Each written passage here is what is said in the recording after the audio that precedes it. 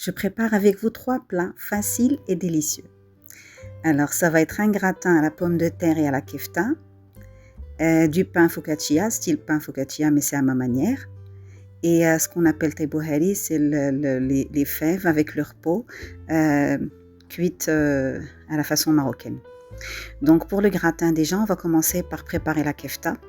Enfin, il se compose de ces 4 éléments que vous allez voir. Alors la kefta, on fait revenir un gros oignon coupé en dés avec 3 gousses d'ail aussi coupées dans de l'huile d'olive. On rajoute la viande hachée et on met l'assaisonnement qu'on veut. Moi, j'ai presque tout visité, incluant la cannelle. J'ai mis même le coriandre moulu. J'ai salé, poivré, etc. Et j'ai mis du coriandre et du persil. Ensuite, j'ai dû préparer la béchamel à la maison en y mettant du lait, pas de beurre, juste du lait.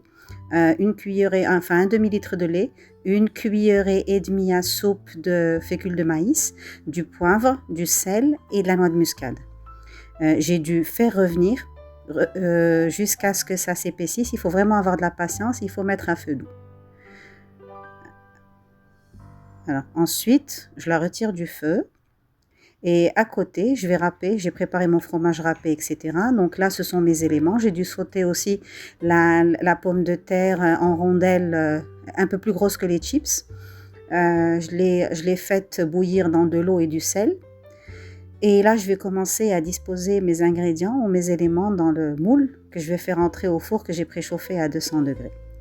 Donc là, je pose ma pomme de terre. Ce n'est pas grave, même si elle n'est pas posée délicatement. J'ajoute une couche de kefta cuite. Enfin, la cuisson n'est pas forte, je n'ai pas très bien fait cuire la kefta parce qu'elle va encore prendre de la cuisson au four. Ensuite, je mets par-dessus une couche de béchamel et ensuite je mets du fromage et je reprends encore avec une autre couche.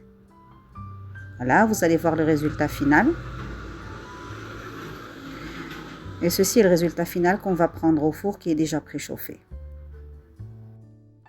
Alors là, pour le pain focaccia à ma manière, j'ai dû utiliser pour la pâte 2 verres à thé, ou ce qu'on appelle keskisen tlaenba. J'ai utilisé des verres ordinaires, ceux qu'on achète de chez Ikea, les basiques, voilà, de cette taille-là. Alors, 2 verres de farine de gâteau, farine blanche, et 2 verres de semoule fine. J'ai pris 4 cuillerées à soupe d'huile d'olive, une grande cuillerée à soupe de levure boulangère, de levure boulangère. J'ai pris un sachet de levure chimique, une grande cuillerée à café de sucre. Mais là, comme je n'avais pas de sucre en semoule, j'ai dû prendre un gros morceau de sucre que j'ai dilué à l'eau. Parce que le sucre, on n'en achète pas beaucoup, franchement. Alors, on mélange le tout. On rajoute 2 verres de lait, d'eau tiède ou froide carrément, et on mélange le tout, étant donné qu'il ne fait pas encore froid, donc moi je me suis permise de prendre la température normale de l'eau. On mélange comme ça. Moi je préfère mélanger à la main cette recette-là.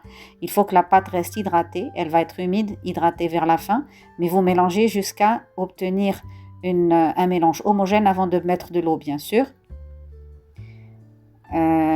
Ensuite, comme j'ai dit, vous mélangez très bien, vous malaxez, vous mettez à reposer de côté. Mais avant de mettre à reposer, il faut vraiment que vous sentiez que le tout s'est très bien mélangé, que c'est devenu très homogène. Voilà, donc vous mettez de côté. Et après, la pâte, elle restera collante. Mais moi, ce que je fais, mon astuce, c'est que je trempe les mains dans de l'eau pour toucher à la pâte, pour que son utilisation et sa manipulation soient faciles. Donc là, je vais mettre à reposer. Et vous allez voir que vous n'allez pas assister au nombre de fois où je vais la refaire descendre la pâte. Donc là, je vais laisser gonfler. Ensuite, je vais la reprendre, je vais la rebaisser encore. Et une 3e fois, je la rebaisse avant utilisation avec vous. Et à côté, je préparer le mélange que je mets au-dessus de la pâte.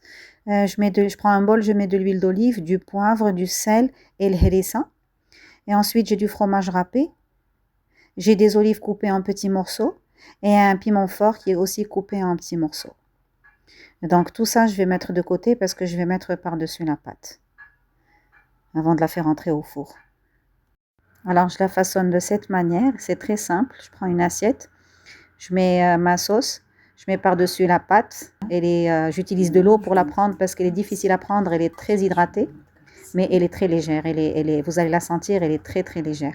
Donc à force de la faire, à force de la baisser à chaque fois, elle devient de plus en plus souple. Donc là, je prépare mes pains. Alors vers la fin, vous obtenez cela. Ça, c'est le résultat avant de les faire entrer au four. Vous faites cuire, le four, comme je vous ai dit, a été préchauffé à 200 degrés. Vous faites cuire pendant 20 à 25 minutes. Vous faites attention parce que moi, ils ont doré un petit peu. J'ai dû les laisser parce que j'étais en train de faire le montage du gratin et tout le reste. Donc là, c'est le résultat final. Vous allez le voir avec moi. Ils sont vraiment moelleux. Ils sont très bons. Il n'y a pas trop de gras. Le beurre que j'ai mis autour, il a fondu et donc ça a donné encore plus d'hydratation au pain. Et je vous dis bon appétit et on passe au reste. Alors les fèves ou taïbohari, je les ai laissées tremper pendant 24 heures, c'est-à-dire que je les ai mises pendant une journée et une nuit entière. Ensuite, j'ai mis du sel et je les ai faites bouillir dans de l'eau pendant plus d'1 heure. Quand c'est tendre, eh ben, vous pouvez servir, c'est un vrai délice. Moi, je les adore. Voilà, donc le résultat final, c'est celui-ci. Je mets par-dessus du cumin. Vous pouvez aussi mettre du piment fort et servir comme ça. Bon appétit et à très bientôt. N'oubliez pas un petit pouce bleu. Abonnez-vous si vous ne l'êtes pas encore et laissez-moi un petit commentaire, ça me ferait énormément plaisir. Merci.